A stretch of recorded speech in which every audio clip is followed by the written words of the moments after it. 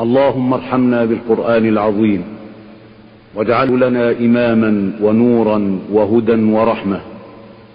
اللهم ذكرنا منه ما نسينا، وعلمنا منه ما جهلنا، وارزقنا تلاوته آناء الليل وأطراف النهار، واجعله لنا حجة يا رب العالمين.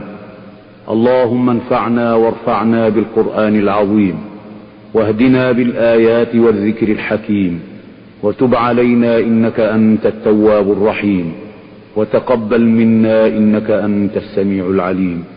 وصلى الله على سيدنا محمد النبي الأمي وعلى آله وصحبه وسلم.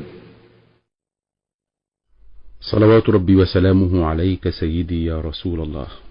اللهم صل على سيدنا محمد في الأولين وفي الآخرين، وصل على سيدنا محمد في الملأ الأعلى إلى يوم الدين، وصل على سيدنا محمد في كل وقت وحين.